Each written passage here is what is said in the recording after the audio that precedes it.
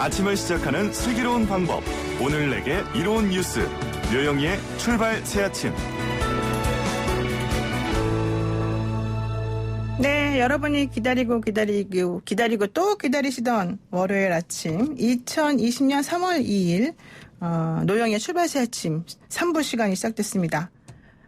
주말 동안 안 들으시니까 좀 섭섭했어도요. 이번에 참으시고요. 잘 들어주세요. 먼저 경제 박뉴스 시작합니다.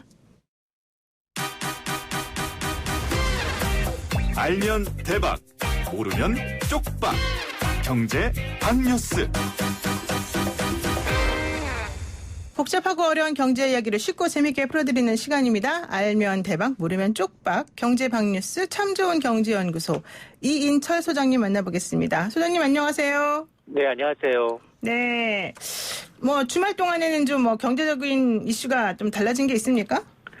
일단 이 정부가 이 코로나19 사태에 따른 이 조기 극복을 위해서 민생 경제 종합 대책 이 패키지를 발표했는데요. 이 당초 예상보다 이제 경기 하방 압력이 좀 커지고 있습니다. 네. 이 경기 보강을 위해서 총 20조 원이 넘는 자금을 투입하겠다라는 겁니다. 자, 이를 위해서 재정, 금융 지원, 세제 혜택, 한국은행의 발권력까지 총 동원하는데요.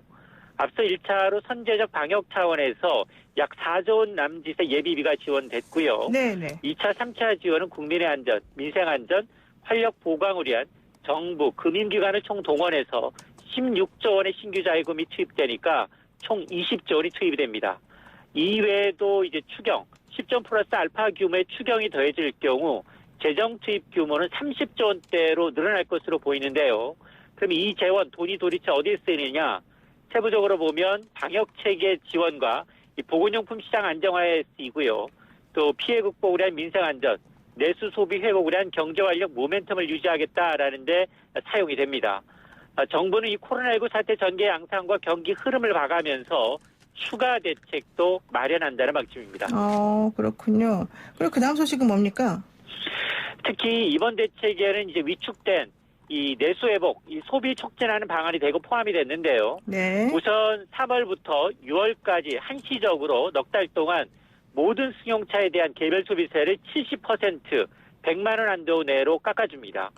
또 같은 기간 체크카드, 신용카드 사용에 대한 이 소득 공제율도 기존의 2배 수준으로 올라가게 되고요. 네. 또 고효율 가전기기를 구매할 경우 10% 부가세를 환급해 줍니다. 또 일과 가정 양립 추세에 맞춰서 일자리, 휴가, 문화, 관광, 출산, 5종 쿠폰 제도가 도입이 되는데요. 예를 들어서 일자리 쿠폰의 경우 노인 일자리 참여자가 보세 30%를 상품권으로 받아가면 총 보수의 20% 행하는 인센티브를 추가로 지급하기로 했고요. 또 휴가 쿠폰이라는 건 근로자가 국내 관광할 경우 정부가 근로자의 휴가비를 매칭해주는 한국형 체크 바캉스 지원 확대를 지난해 한 8만 명 수준에서 올해는 12만 명으로 확대가 됩니다. 여기다 이제 어린이집, 학교가 개학을 연기하거나 집에서 자녀를 돌봐야 하는 맞벌이 부모의 경우에는 가족 돌봄, 이 무급휴가의 경우에도 최대 닷새 동안 하루에 5만 원씩 지급을 받으실 수 있습니다. 네. 근데 사실 이제 저희 입장에서는 그렇게 예를 들면 애들 다 커서 이제 혜택 못 받고 또 집안에 다른 혜택 못 받는 사람 이런 경우가 많을 텐데 그런 분들 같은 경우는 좀 와닿지가 않긴 않아요, 솔직히. 그렇습니다. 이런 것들이 이제 크게 현금을 이제 지급하는 부분이긴 하지만 이제 크게 와닿지는 않는데요. 네. 직장인의 경우에는 그나마 이제 체크카드, 신용카드 소득 공제율은 해당이 될 수 있을 것으로 보이고요. 네. 개인적인 이제 그 가전제품으로 구매할 경우 이런 경우는 해당될 수 있겠지만 나머지는 대부분 이 특화된 이제 이 지원 제도입니다. 그렇군요. 네, 좋습니다. 자, 다음 이슈는 뭡니까? 다음은 이제 소상공인과 중소기업에 대한 지원 대책도 대거 포함이 됐는데요. 네네. 우선 이제 소상공인과 중소기업 가운데 특히나 임대료 지원과 금융 지원, 세부 부담이 크게 완화가 됩니다. 앞서서 이제 이 소상공인 임대료 지원 3종 세트를 말씀드렸는데요. 네. 민간과 정부, 공공기관이 전부 포함이 됩니다. 건물주가 이제 임차료를 이제 깎아줄 경우 절반에 해당하는 50%에 해당하는 소득세, 법인세를 감면해 주고요. 또 소상공인한테 가장 절실한 게 지금 대출 연장과 경영자금 지원입니다. 이번 사태를 어려움을 겪고 있는 영세 소상공인을 위해서 금융 지원이 대폭 강화되는데요. 기존 대출보다도 이자율이 낮은 연 1%대 초저금리의 긴급 경영안정자금 3조 2천억 규모가 마련이 되고요. 기존 대출 만기도 최소 6개월 이상 연장해 줍니다. 이외에도 피해 기업에 대해서는 세부담도 완화되는데요. 연매출 6천만 원 이하 영세 사업장 90만 명에 대해서는 부가가치세 납부 세액을 내년 말까지 간이과세산으로 줄여주기 때문에 연평균 적게는 20만 원, 많게는 80만 원 이나 효과를 받으실 수가 있습니다. 그렇군요.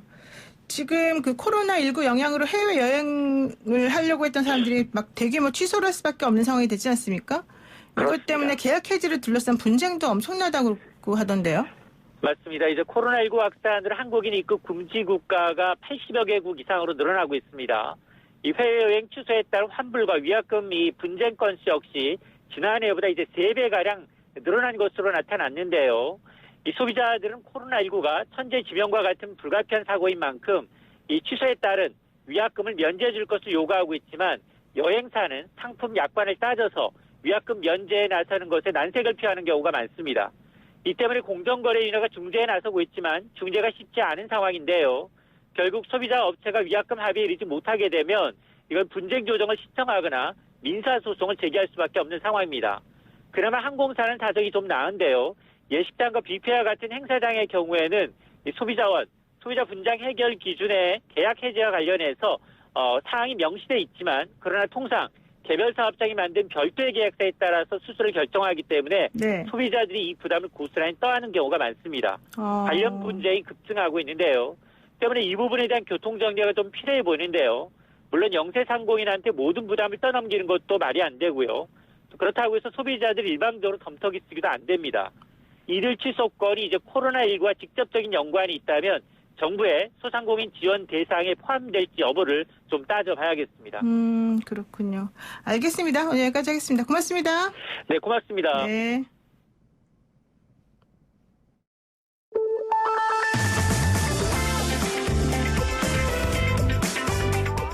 영희와 함께하는 슬기로운 출근길 노영희의 출발 새 아침은 청취자 여러분과 함께 만들어갑니다.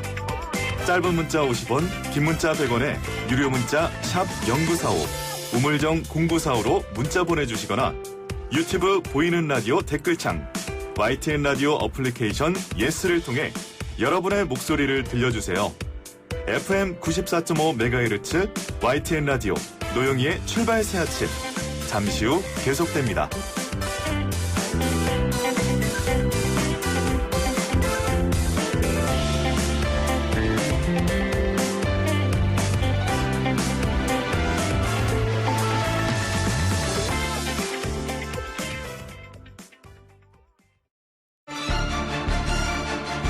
친절한 시사, 시원한 통찰, 노영희의 출발 새 아침.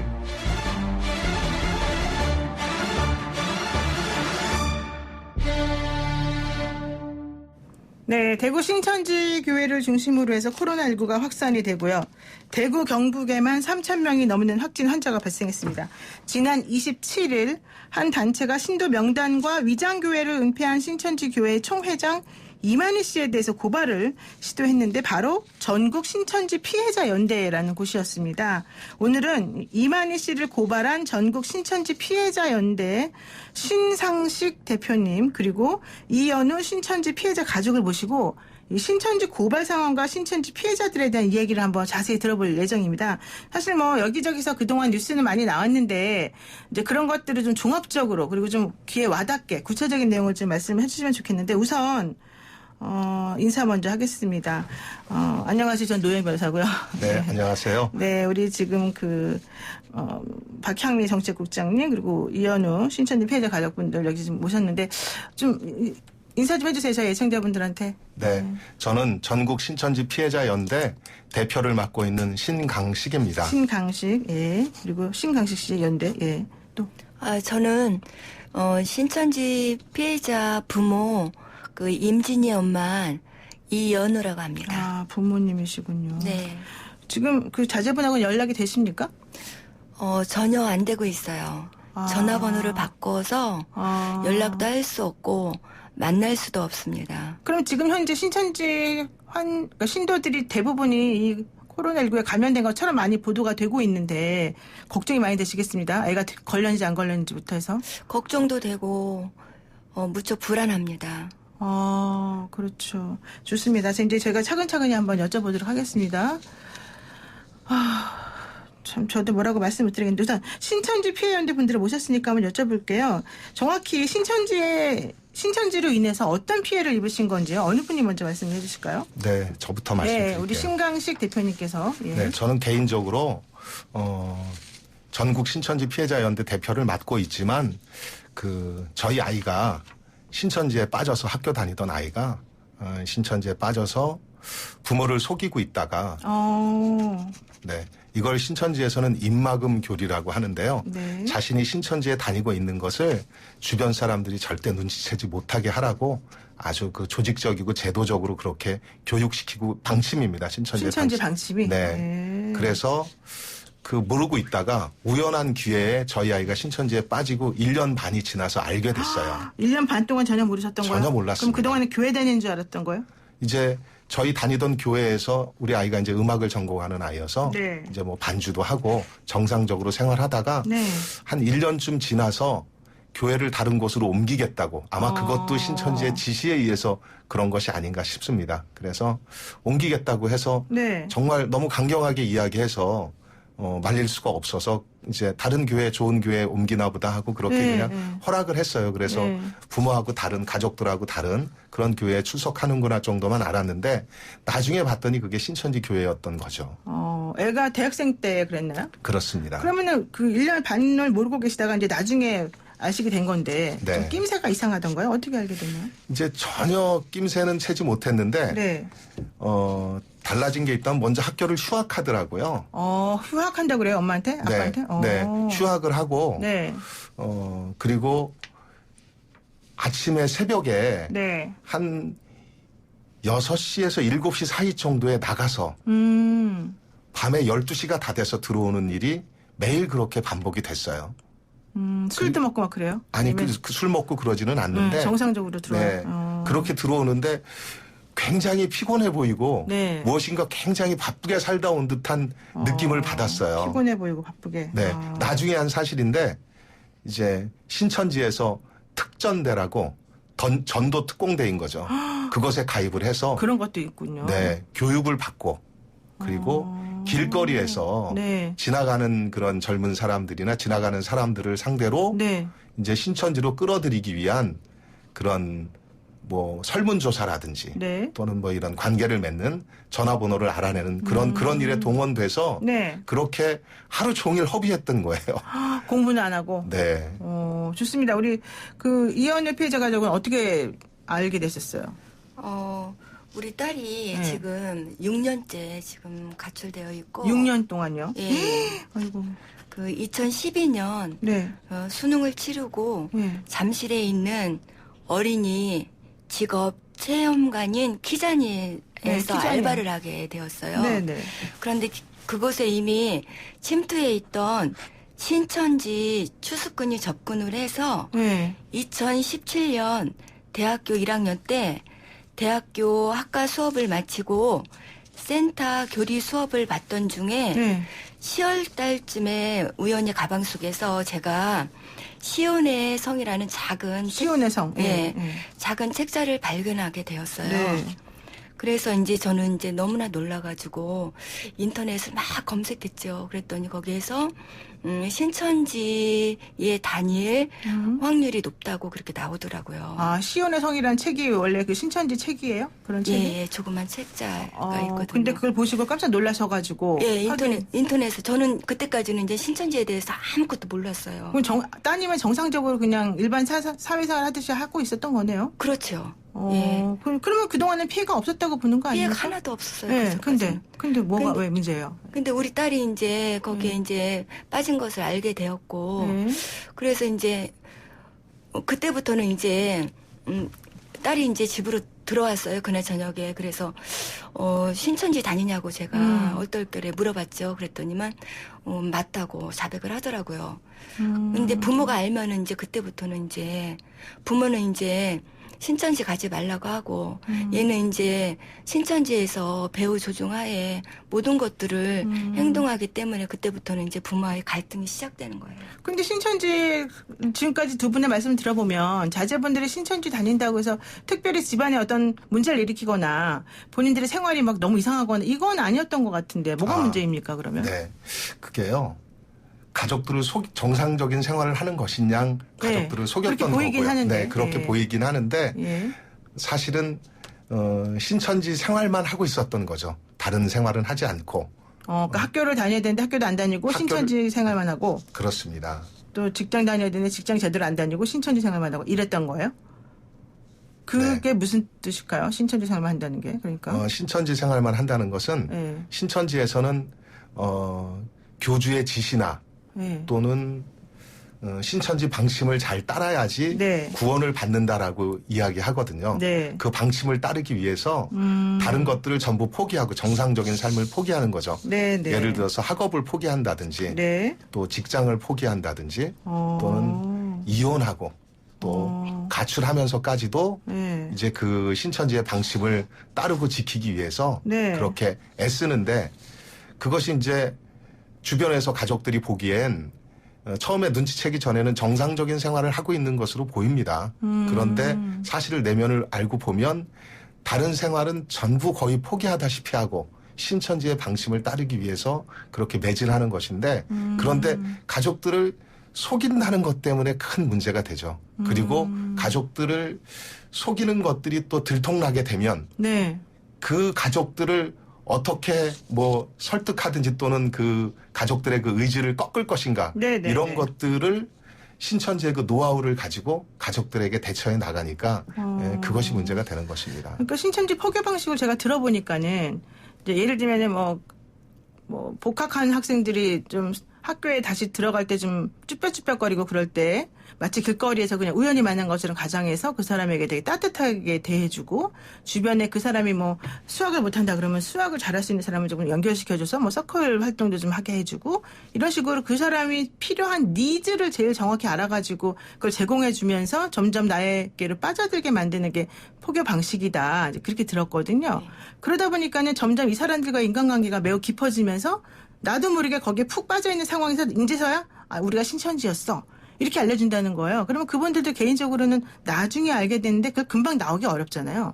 그러면서 점점 그 교주들이 하는 말에 뭔가 그럴듯하니까 들어가게 되고 오히려 그 과정에서 가족하고 관계가 멀어지게 되면서 오히려 더 하고 싶어지고 막 이런 일이 있었다고 제가 들었는데 그 두 분의 자제분 같은 경우도 그런 식으로 하던가요? 지금 그 과정 자체는 네. 달라요? 사람마다? 전혀 모르고 있습니다. 과정도 몰라요? 부모님들도? 네. 왜냐하면 그 과정 자체를 네. 전부 비밀에 붙이고 있기 때문에 아이가 신천지를 포기하기 전에는 네. 알아낼 수 있는 방법이 없어요. 그래요? 네. 그러면은 이현우 가족님 같은 경우에 어떻게 해야 되는 거예요? 그러면 그걸 전혀 모르는데 그 아이가 그런 식으로 했다는 걸 모르고 있었는데. 그러니까 이제 신천지에 네. 우리 딸 같은 경우는 신천지에 다닌다고 시인을 했잖아요. 네. 시인을 했기 때문에 이제 저 부모로서는 이제 그 아이가 하는 행동들을 잘 지켜볼 수밖에 없잖아요. 그렇죠. 그리고 사입이 신천지에 빠졌기 때문에 저희는 이제 제대로 된 인생을 살 수 없을 거라는 그런 이제 그 추측을 가지고 아이를 바라보니까 모든 것들이 정상적이지가 않은 거죠. 아침에 새벽에 나가요. 새벽에? 네, 새벽에 나가고 저녁 때 12시 넘어서 들어와요. 매일. 왜 그러냐면 우리 딸 같은 경우는 대학교 1학년 때 그렇게 신천지 교리 공부를 시작했거든요.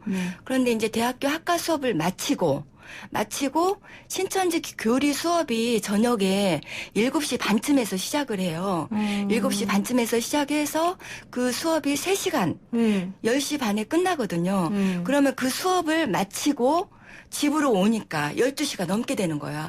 그러니까 항상 그런 일이 반복이 8개월 동안. 8개월 동안. 8개월 동안 계속 반복이 되는 거예요. 네네네. 그거를 왜 늦게 왔어? 이제 저희는 이제 부모로서 물어보면? 물어볼 수가 있잖아요. 그렇죠, 그러면 그렇죠. 아이는 그거를 다 이제 고지고대로 신천지 가서 공부했다는 말은 안 하고 네. 신천지에서 시켜있는 대로 어디 갔다, 뭐 학과에서 뭐 무슨 모임이 있었다, 뭐 학회 모임이 있었다 그런 식으로 다 거짓말을 하는 거예요. 예, 부모의 그 거짓말을 시키기 때문에 네네. 신뢰도 이제 깨지게 되고 그 관계가 깨지는 거예요. 그때부터. 그렇군요. 예. 아니 근데 제가 이상하게 든 것은 포교를 못하면 또 벌금처럼 전도 비용을 내는 것이 신천지의 규칙이라고 그러더라고요. 이런 거 아셨어요? 네. 어떻게 되는 거죠? 2018년도에 네. 그 신천지 전체 신도들에게 네. 이만희 총회장이 공지를 내렸어요. 공지를. 네, 그래서 올해 한 해에 네. 전도를 못한 사람, 네. 특별히 병원에 입원해 있거나 또는 나이가 어리거나 군생활을 하는 사람을 제외한 신천지 전 신도가 네. 전도를 하지 못하면 네. 110만 원의 전도비를 대신 내던지 나가던지 해라 신천지에서 이렇게 공지를 내려서 네. 그때 당시에 신천지 신도수가 20만 명 정도 됐는데 네. 그중에 약 10만 명 조금 넘는 인원이 110만 원씩 벌금을 낸 것으로 알고 있습니다. 어머나. 더 재밌는 거는요. 네. 제가 만난 신천지인들 중에서는 그 110만 원을 정말 이제 뭐 어떻게 말하네요. 돈 제대로 크네. 일을 안 하는 사람들이 네. 많거든요. 네. 그래서 그 110만 원을 내지 못하니까 신천지 자체 내에서도 그것을 매월 할부로 분할해서 납부할 수 있도록 이렇게까지 걷어갔다 그러더라고요. 그리고 또 한 가지가 있는데요. 네. 이 110만 원 중에서 네. 100만 원은 전도 비용으로 쓰고 네. 실제로 썼는지 어쨌는지 모르겠는데요. 10만 원은 모아서 전도를 잘한 사람에게 시상을 하기로 했었어요. 그래서 2등과 3등은 네. 어떤 청년들이 제가 알기로는 대구에 있는 청년들이 받아갔고요. 네네. 1등은 이만희 교주가 했어요. 그리고 2등, 3등에게는 각각 시상금으로 10만 원씩 줬어요. 시상금 10만 원이요? 네. 나머지 다 이만희 씨가 가져가는 거야? 뭐 모르지만 뭐 발표는 안 했지만 그러지 않았을까 이렇게 짐작만 하고 있을 뿐입니다. 아니 지금 그래서 지금 이만희 총회장을 특정 경제범죄 가중처벌상 횡령 및 배임에 대한 혐의를 고발하셨다. 이 얘기가 그 얘기 아닙니까? 어떻게 된 겁니까? 이 얘기는 네. 그러면? 이거는 이제 네. 그 전 얘기인데요. 네. 이만희 총회장이 신천지 재산을 네. 자기 마음대로 이렇게 줬다 뺏었다 하기도 하고 자기 마음에 맞는 대로 이렇게 쓰고 있는 정황들이 포착이 됐어요. 특별히 이제 저희가 그거를 발견하기가 어려웠었는데 네. 그 이만희 교주의 내연녀가 있었습니다. 김남희 씨요? 김남희 예. 씨. 실제로 부인이 있으면서도 또 이제 그 사실혼 관계로 관계를 또 맺는. 그렇게 예. 지냈는데 이 김남희 씨 명의로 부동산들이 발견되기 시작했어요. 그러니까 신천지 이만희 씨네가 이렇게 부동산이 많이 있는 거는 그 부동산은 원래 어디서 난 거예요? 이 신도들이 막 갖다 바친 그거예요? 그렇죠.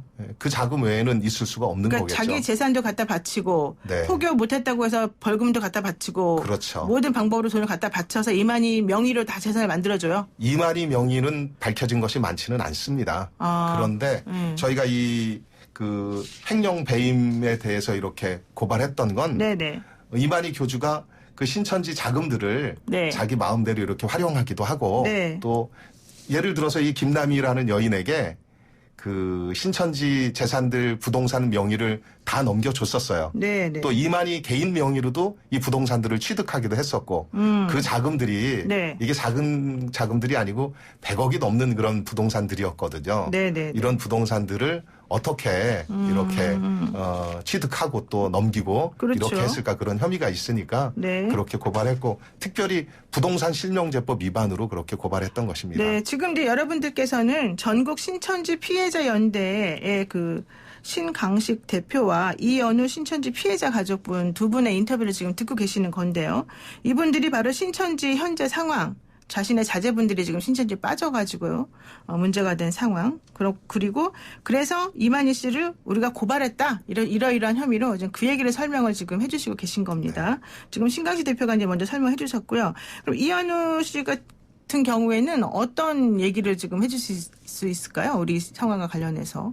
그러니까 뭐 횡령이든 뭐 배임이든 지금 이만희 씨가 하는 행동이 좀 저는 납득이 솔직히 안 가는데 그런 것에 대해서 따님하고 얘기를 해봤을 거 아니에요. 그거에 대해서는 예.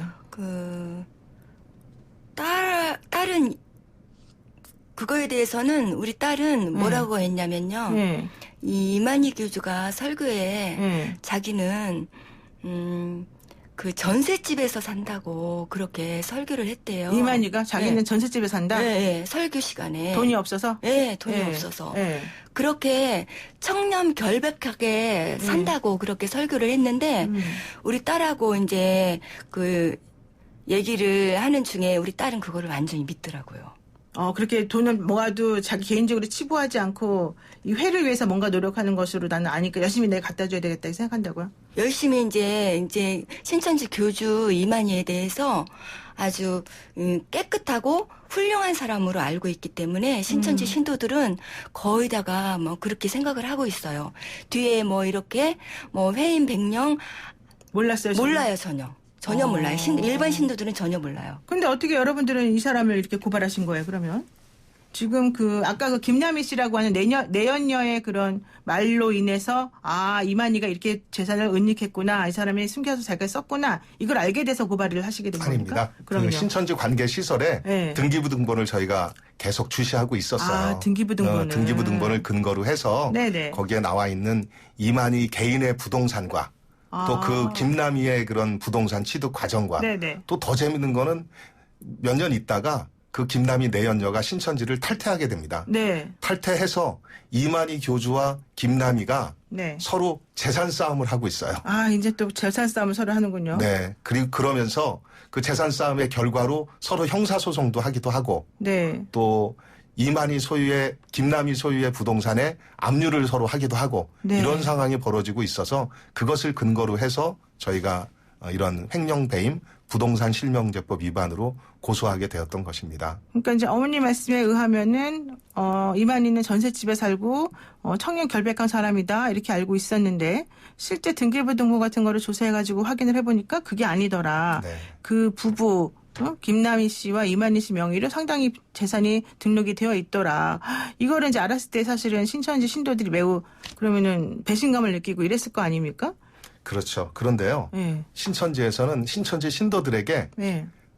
지금 변호사님 말씀하시는 이런 내용들이요. 네. 이런 내용들을 미디어 금식이라고 해서 일반 방송이나 또는 뭐 유튜브라든지 인터넷 검색이라든지 이런 신천지 관련된 것들을 이렇게 자발적으로 보지 못하도록 이렇게 지시를 계속 하고 있습니다. 그래서 우리가 접하고 있는 이런 뉴스들조차도 네. 신천지인들은 접하지 못하고 있다고 보셔도 될 것 같아요. 그렇군요. 네. 아니 근데 포교도 상당히 적극적이고 공격적으로 한다고 얼마 전에는 이낙연 전 총리한테도 접근해서 뭐 인터뷰하겠다라고 하면서 접근했다가 실패했던 경험이 있다 이런 얘기를 들었는데 네. 사실 뭐 저희 같은 사람한테도 무슨 기자가 무슨 주제에 대해서 인터뷰하고 싶습니다라고 하면서 이렇게 오는 경우가 있는데 그런 방식도 많이 사용하고 이랬다고 얘기를 들었어요. 네, 정치인들이나 유명인들을 그런 식으로 관리한다고 하죠, 신천지에서. 관리요? 왜요? 왜냐하면 자신들의 행사나 또는 무슨 뭐 시상식이라든지 그런데 이렇게 그런 유명 정치인들이나 유명인들이 출연을 해서 또는 뭐 상을 받기도 하고 네. 또 이렇게 무슨 축하 연설을 하기도 하고 하는 것들을 이렇게 홍보용으로 또 내부 단속용으로 그렇게 써먹기 위해서 그렇게 관리하고 있습니다. 그럼 대표님이나 우리 그 어머니 보시기에는 신천지에서 조직적으로 이렇게 좀 약간 유명하거나 영향력 있는 사람을 관리를 해서 우리 조직엔 이런 사람들하고 연결되어 있는 정상적 조직이다. 이거를 보여주기 위해서 그런 활동을 하는 거다라고 보시는 거예요? 혹시 뭐 좀 유명하신 분 중에 아는 분 있으세요? 예를 들어서? 말씀드려도 될지 모르겠어요.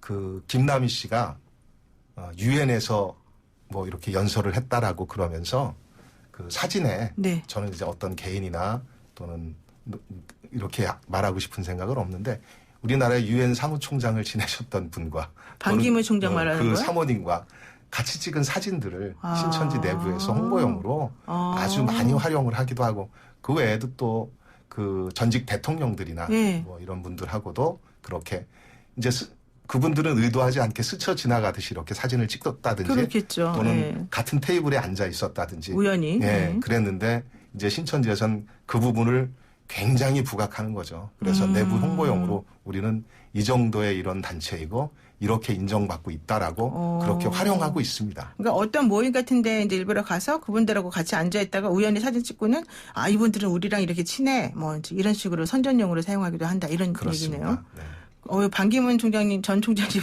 들으시면 기분이 나빴을 것 같은데 안 그래도 이만희 씨에 대해서도 또 막 표창장도 주고 그래서 이상하다 그런데 그다 그런 가능성이 좀 네, 있겠군요. 네, 네. 좋습니다. 이제 거기까지 신천지 그 표결 방식이나 이런 거는 얘기를 하고요. 이번에 이제 코로나19 관련된 얘기를 좀 한번 해보겠습니다. 이번 코로나19 관련해서 이 확산을 막기 위해서 지자체도 노력을 많이 하고 있는데 신천지는 사실은 조금 우리가 피해자다라 그러면서 사실은 제대로 안 하는 것 같은 느낌이 들거든요. 이건 어떻게 보세요? 어머니 보시기엔 이현우 씨 보시기에는? 제가 보기에는 신천지가 그 피해자가 아니라 가해자거든요. 왜요? 왜 그러냐면 그 코로나 감염 그 확진자 31번 그때 그 전까지는 우리나라가 지금 그 조용했었잖아요. 그렇죠. 네, 근데 그때 이후로 뭐 기하급수적으로 이 숫자가 늘어나잖아요. 그렇기 때문에 신천지 그 발원지가 신천지라고 저는 생각을 하기 때문에 피해자가 아니라 가해자라고 생각합니다. 그런데 협조도 안 하고 이상하다? 예. 그렇게 보시는군요. 그래서 지금 서울시에서 이 이만희 총회장이나 신천지 관련자들에 대해서 지금 형사 고소고발을 지금 한 거예요. 이 감염병에 대해서 제대로 대처 안 하고 공무집행을 방해하고 있다. 명단 제대로 안 주고. 이건 어떻게 보세요? 네. 신천지에선 또 신천지 반대 활동을 하시는 분들이 가장 알고 싶은 게 두 가지가 있어요. 네, 뭐가 있어요? 한 가지는 신천지인들의 명단. 아, 그렇죠. 명단. 네, 누가 신천지인인지 네. 그래서 그 가족들에게 알려주고 싶고 네. 또 그 사람들이 추수꾼으로 잠입해 있는 교회에 알려주고 싶은 거죠. 네, 네. 신천지인들 명단을 가장 알고 싶어하고 두 번째는 신천지 관계 시설. 아, 시설이요? 네. 지금 이제 부속기관이라든지 이렇게 네. 알려져 있는 네. 또 센터라든지 복음방울이 이렇게 알려져 있죠. 네. 그 두 군데를 신천지 반대 활동 하시는 분들이 가장 알고 싶어 하고요. 네. 또 신천지에선 가장 감추고 싶은 시설입니다. 네. 그런데 네.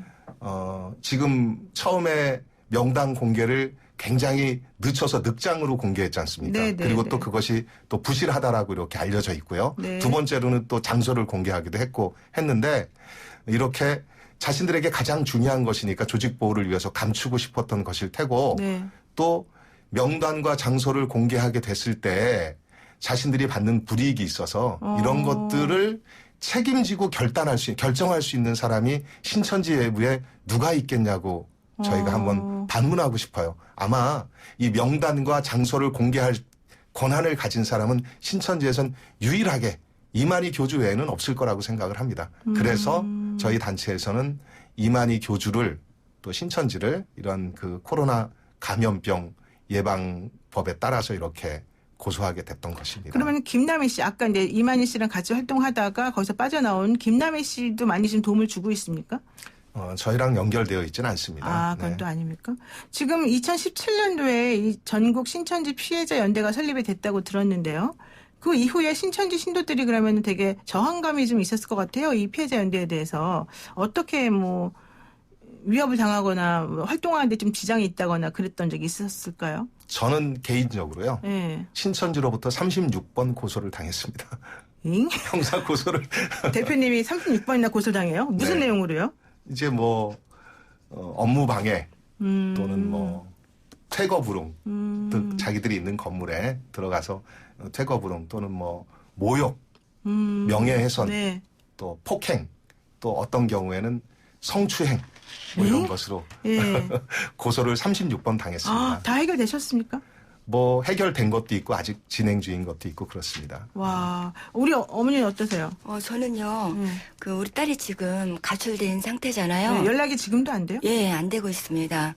그래서 저는 딸을 찾기 위해서 그 신천지 비밀교육센터, 그다음에 신천지 교회 그런 데 다니면서 시위를 하고 있어요. 시위를? 예, 시위를 하고 있는데 얘네들이 저를 이제 시위를 못하게 하기 위해서 그렇죠. 시위 방해의 목적으로 폭행, 모욕, 명예훼손으로 이렇게 저를 고소를 이렇게 많이 했어요. 아, 우리 또 이현우 씨도 또 고소를 했군요. 예, 예. 시위하지 말라고 하면서. 20여 건의 여기도 20여 건? 예, 있었고, 네. 그리고 이제 저희 집 앞에서도 신천지가 10여일 동안 네. 그렇게 저희를 공격을 하였고, 저희 가정을 공격을 하였고, 그리고 저희 남편이 공기업에 다니고 있거든요. 네네. 그런데 저희 남편 회사 앞에 와서 수백 명이 와서 그때도 10여일 동안 계속 시위를 해서 남편의 그 명예를 실추하였어요. 이렇게 지금도 저는 시위를 하고 있는데 네.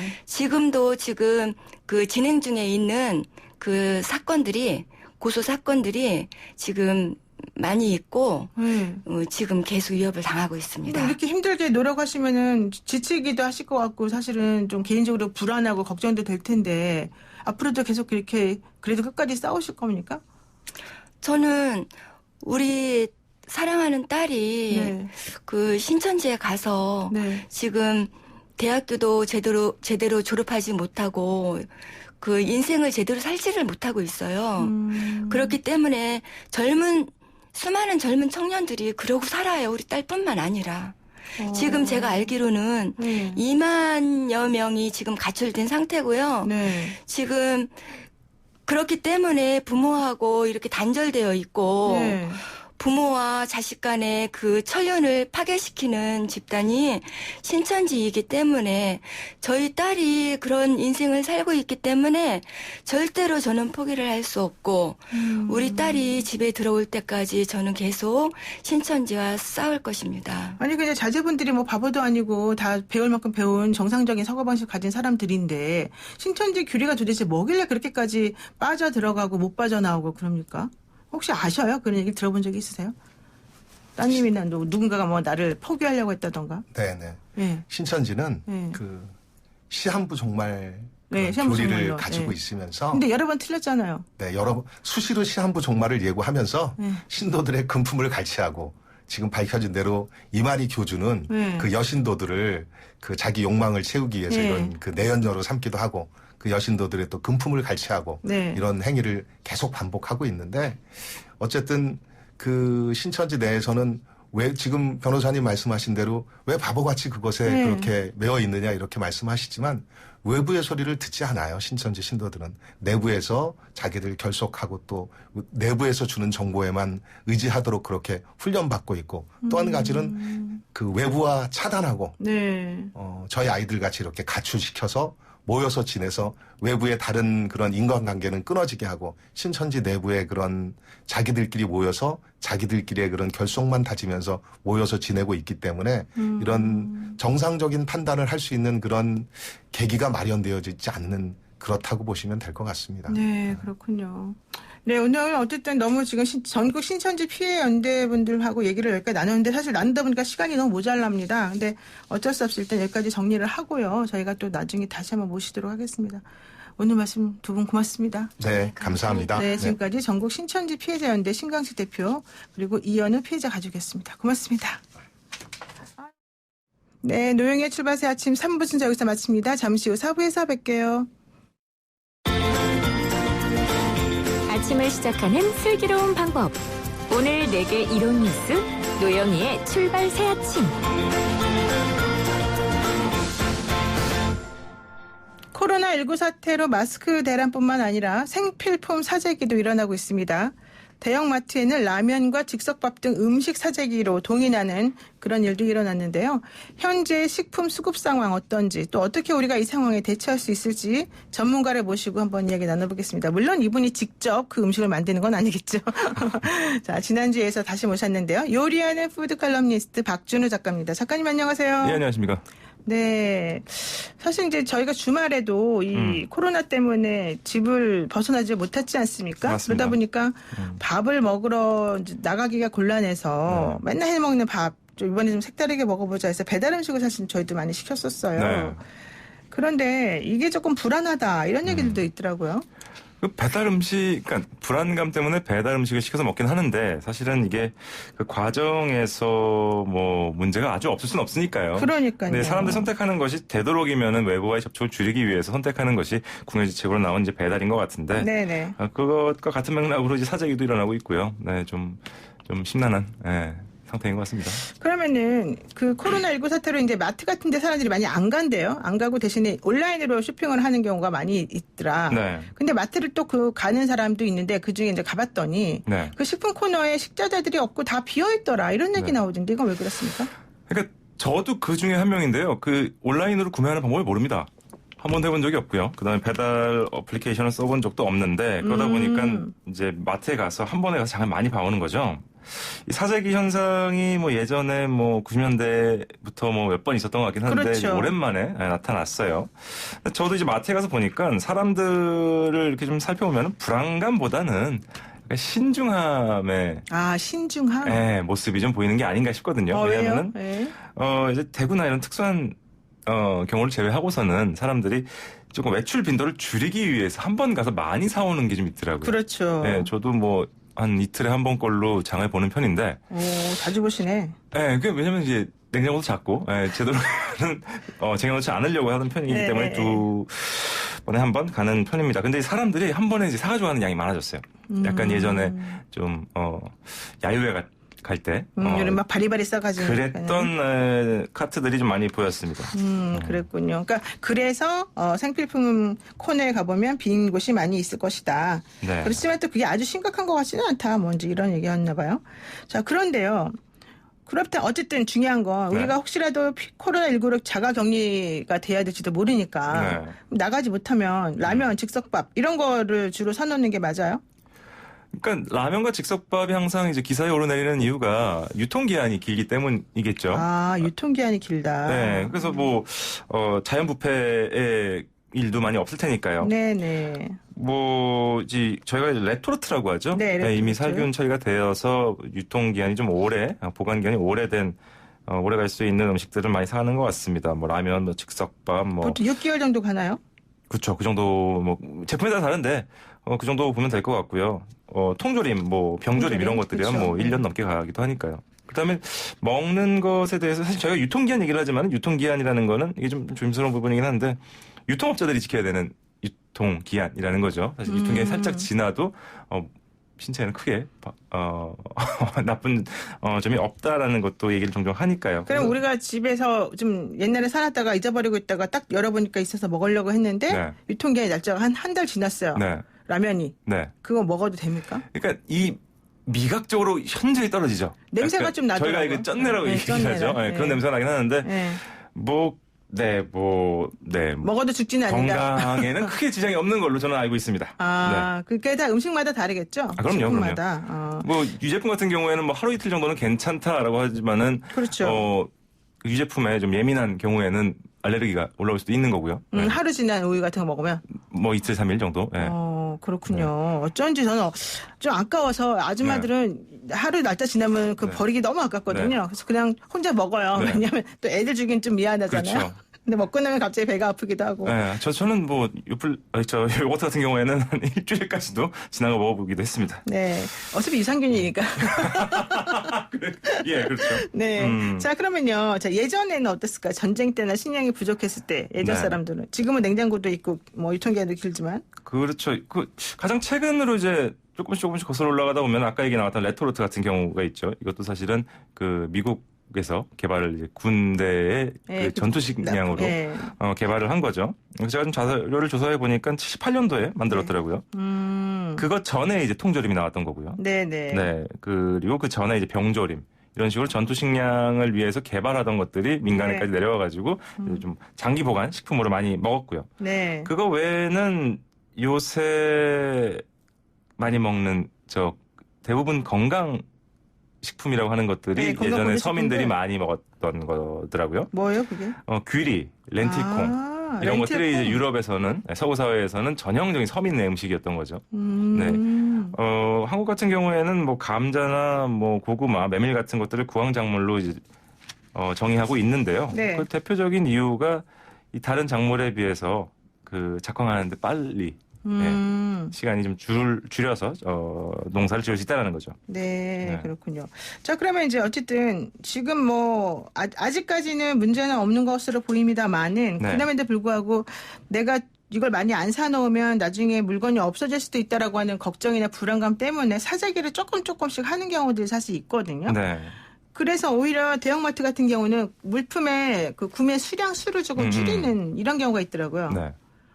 어떻게 돼요, 이렇게 되면? 그러니까 되도록 많은 소비자들이 그러니까 필요한 소비자들이 되도록이면은 다 이제 구매를 할 수 있도록 하는 것이 이제 유통하는 사람들의 의무 아니겠습니까? 그렇기 네. 때문에 그 수량을 조절을 하는 것 같은데 이렇게 네. 사재기나 과도하게 사는 그 분위기가 조성이 되면은 네. 가격적으로도 문제가 생길 수가 있을 거고요. 네. 정작 필요한 사람들은 구매하지 못하는 경우도 생긴다는 거죠. 뭐 저소득층 같은 경우에는 라면이 꽤나 중요한 주식 중에 하나가 될 것인데 네. 뭐 대형마트에서 이런 분위기 때문에 상자채 사가는 경우가 생기면은 당장 필요한 사람들은 먹지 못하게 된다라는 얘기도 있고요.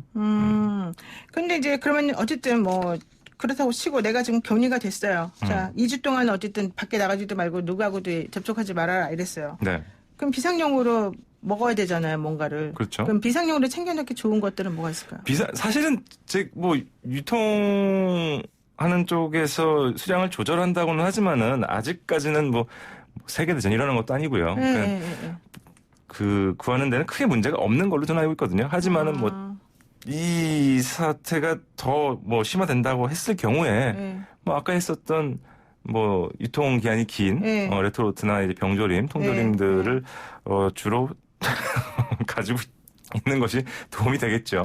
근데 저는 이런 것도 생각해봐요. 만약에 이렇게 궁금해하거나 사람들이 걱정을 많이 하면 어차피 온라인으로도 뭐 전화로도 주문해서 살 수는 있는 거니까 그 공급하는 업체에서 이거는 걱정하지 마세요. 우리는 이것을 만들어서 공급할 수 있는 시스템이 잘 돌아가고 있으니 니네가 지금 당장 한꺼번에 막 뭐 1년 거 먹을 거 사놓을 필요가 전혀 없다. 한 달 뭐 원래 주기가 있으면 그 주기에 살 수 있도록 우리가 계속 공급을 제대로 안정적으로 할 것이다. 이거 알려주는 게 중요한 거 아니에요? 근데 그 정도의 상태는 아니라는 거죠. 지금 이제 사재기의 경우에 문제가 되는 것은 유통기한이 좀 길고 살균 처리가 된 제품들 얘기하는 건데 정작 그 지금 업계에서 문제가 되는 거는 신선식품이겠죠. 사람들이 점점 오는 빈도가 줄어들고 하다 보니 그 유통기한이 뭐 6개월에서 1년 정도 가는 거는 만약에 사람들이 안 사거나 상관이 없는데 이제 오는 사람들은 유통기한이 긴 것들을 위주로 사재기를 하고 있고요. 그다음에 신선식품은 뭐 냉장고에 넣어봤자 일주일 이상을 가지 않으니 이것들을 사지 않는 것이죠. 사실은 이제 그쪽이 더 문제가 되지 않을까. 아, 그럼 수급이 아예 달라진다는 거예요? 그렇죠. 그래서 유통업체에서는 우리가 이 정도의 물량을 가지고 있고 뭐 하루에 몇 개씩 공급이 가능합니다. 이런 상태까지는 가지 않았다는 거죠. 그 상태로 치닫은 것이 이제 마스크인 것이고. 아, 그건 마스크고? 네. 아직까지 식품에 대해서는 그 정도까지 하지는 않았습니다. 그런데 사실 우리가 그동안에 중국에서 많이 음식을 이렇게 싸게 공급해서 음식을 만들기도 하고 또 먹기도 하고 그랬는데 요즘은 중국 식자재는 좀 꺼린다. 뭐 중국 김치 아니냐 이러면서 싫어하는 경우도 꺼리기도 하고 그다음에 이제 수입 자체가 좀 어려워지다 보니까 이것의 문제는 사재기와 관련된 것이 아니라 오히려 식당 하시는 분들의 문제인 거죠. 그러니까 저희가 어느 순간부터 식당에서 중국산 김치를 많이 보게 되었는데 그 이유는 이제 인건비라든지 아니면 재료비가 적게 드는 중국에서 이제 받아오는 것이 물류비를 포함하더라도 국내에서 생산하는 것보다는 낫다는 얘기예요. 그렇죠. 근데 이제 그게 이제 막히면서 그 뭐 중국산 식자재의 가격에 기반해서 책정해 놓은 그 음식 값이 그걸 따라가지 못한다는 거죠. 그래서 그런 것들이 문제다. 그럼 좋습니다. 일단 그러면은 그 중국과 관련된 중국 음식 뭐 재료 이런 거 관련해서는 이제 식당 하시는 분들께 맡기고 우리는 자 집에서 오래 보관이 가능한 식자재를 먼저 구해서 그걸로 뭘 해 먹을 수 있을지를 한번 좀 생각해 봐야 될 것 같아요. 뭐 저희 오래 보관할 수 있는 것들이야 뭐 그래서트 외에는 신선 제품 중에서는 뭐 감자나 고구마 같은 이런 작물들은 상온에 둬도 오래 가니까요. 그런 것들을 뭐 보유하고 계신 것도 좋을 것 같고요. 그다음에 이제 음식을 오래 보관하는 데서 가장 중요한 거는 그겁니다.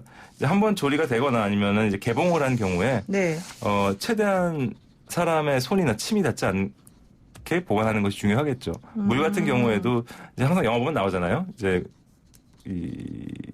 어딘가에 고립이 되었을 때 생수 같은 경우에도 네. 입을 대지 말고 먹어라. 세균들이 이제 번식을 하면서 상하게 되니까. 뭐 그런 것들만 지키면은 뭐 어떤 재료든 어떤 음식이든 간에 외부와의 접촉 없이 최대한 오래 버티지 않을까. 그럼 싶습니다. 냉장고에는 어느 정도나 보관해서 쓸 수 있어요? 재료에 따라 다르겠지만은 냉장고에서 이제 부패를 막기 위해 약간 건조할 수 있도록 시스템이 되어 있잖아요. 네. 그래서 맛과 상태에 따라서는 뭐 선호도가 떨어질 수 있겠지만은 확실히 상온에 보관하는 것보다는 냉장고에 보관하는 게 좋겠죠. 하지만 그것도 이제 완벽하진 않으니까 냉동을 많이 권하는 편인데 이 냉동에 관련해서도 이제 기한이라는 게 있잖아요. 네, 근데 그렇죠. 이것이 또 가정에서 또 다릅니다. 왜냐하면 이제 냉동으로 오랫동안 보관하는 경우에는 냉동 창고 같은 곳에서 일정 온도를 유지를 하면서 장기간 보관을 할 수 있다라는 거거든요. 근데 가정집 같은 경우에는 냉동고도 계속 열고 닫고 하죠. 네, 그러면 아무리 이제 냉동고가 마이너스 영하 18도로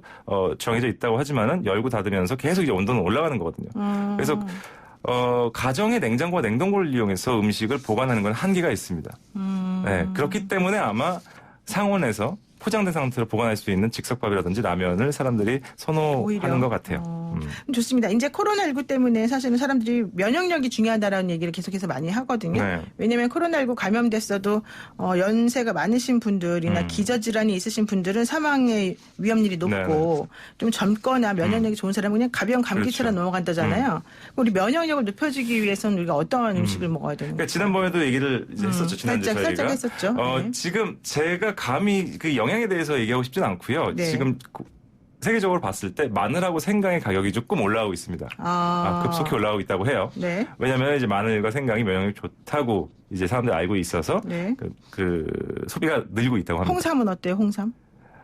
그거에 대해서는 제가 자료를 본 적이 없어서 모르겠습니다. 네, 이제 네. 마늘과 이제 생강을 마늘과 생강. 네, 확인을 했는데, 네. 그러니까 제가 계속 이 음식의 영양소에 대해서 조심스러운 것이 아무리 이 마늘과 생강의 면역력을 높여주는 요소가 있다고 하더라도 꾸준히 먹어온 사람들이 이제 면역력이 높아서 어떤 질병에 대항할 수 있다라는 것이죠. 지금 갑자기 평소에도 마늘과 생강을 먹지 않던 사람들이 갑자기 사서 먹는다고 그것이 면역력에 도움이 될 것인가라는 것은 각자 생각을 좀 해봐야 되겠죠. 그러니까 제가, 지금 당장 내가 마늘 몇 개 먹는다고 좋아지는 게 아니다. 네, 그래서 뭐 그럼요. 네, 꾸준히 드시면은 모르겠습니다. 하지만은 이제 지금 당장 먹는다고 크게 도움이 될 것인가는 조금 더 생각을 해봐야 될 것 같고요. 네. 이제 지금부터 이제 마늘과 생강을 챙겨 드시고 하면은 뭐 5년이나 7년 뒤에 또 이런 사태가 벌어질 경우에 5년이나 7년 뒤요? 네, 왜냐하면 저희가 한 10년 전에 또 한번 겪었었죠. 네. 10년 뒤에 지금 코로나19가 터졌고요. 네. 뭐 계속 터지지 않겠습니까? 그래서 그걸 생각하셔서 미리 드시는 거는 저희가 좋지 않을까 정도로 생각을 합니다. 좋습니다. 자, 이제 마지막으로 짧게 우리 그 코로나19를 지금 같이 극복하고 있는 우리 국민들을 위해서 음식 칼럼니스트로서 한마디 해주신다면 뭐가 있을까요? 뭐 제가 오늘 뭐 사재기 관련해서 얘기를 하자고 이제 왔는데 네. 그래서 제가 외신들을 보면은 한국이 다른 나라에 비해서 꽤 잘 대응하고 있다고. 그래요? 우리나라는 막 욕하고 있는데 서로가. 그러니까 국내에서는 욕을 많이 하는데 외신들 뭐 영어나 불어, 스페인어를 제가 유럽권 뉴스들을 좀 받아보는 편입니다. 그 외신들을 기준으로 했을 때는 한국 정부가 굉장히 모범적으로 잘하고 있다라는 얘기를 해요. 네. 그래서 외부에서 시선으로 봤을 때 뭐 나쁘지 않은 상태라고 하니 나름 뭐 정부의 신뢰를 갖고 있으면은 좋지 않을까요? 정보를 믿고 하자. 아니, 뭐 정보만을 믿을 수 없지만은 너무 지금 불안한 마음이 표출되면서 마트에 가서 사재기를 무분별하게 하는 것이 뭐 좋지는 않지 않겠습니까? 알겠습니다. 네, 오늘 말씀 여기까지 듣겠습니다. 고맙습니다. 감사합니다. 네, 지금까지 요리하는 푸드 칼럼니스트 박준우 작가였습니다. 노영이의 출발새 아침 내일 아침 7시 정각에 변함없이 슬기로운 내용으로 찾아뵙겠습니다. 고맙습니다.